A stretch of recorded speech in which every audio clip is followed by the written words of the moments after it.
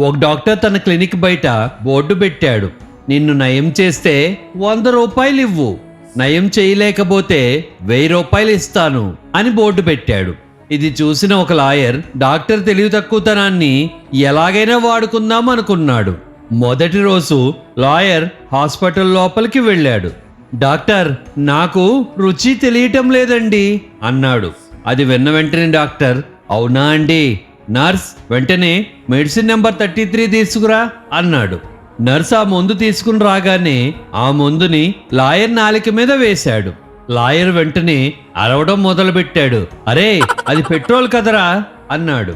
Doctor నవ్వుతూ, అయితే మీ రుచి తిరిగి వచ్చేసింది కదండి, 100 రూపాయలు ఇవ్వండి అన్నాడు.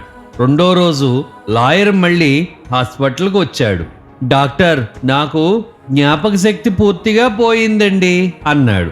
ఆ మాట వినగానే డాక్టర్ నవ్వుతూ మళ్ళీ నర్సుతో మెడిసిన్ నెంబర్ 33 తీసుకురా అన్నాడు. ఆ మాట వినగానే లాయర్, అది పెట్రోల్ కదా, అది ఇప్పుడు ఎందుకు అని అడిగాడు. డాక్టర్ చిరునవ్వుతో, అద్భుతం చూసారా, మీ మెమరీ తిరిగి వచ్చేసిందండి, మళ్ళీ 100 రూపాయలు ఇవ్వండి అన్నాడు. ఈ 2 పరాభవాలతో 200 నష్టపోయానని అవమానంతో ఊగిపోతున్న లాయర్ ఎలాగైనా సరే ఆ డాక్టర్ నుంచి డబ్బులు ఎలాగైనా తీసుకోవాలని మూడో రోజు మళ్ళీ హాస్పిటల్కి వచ్చాడు.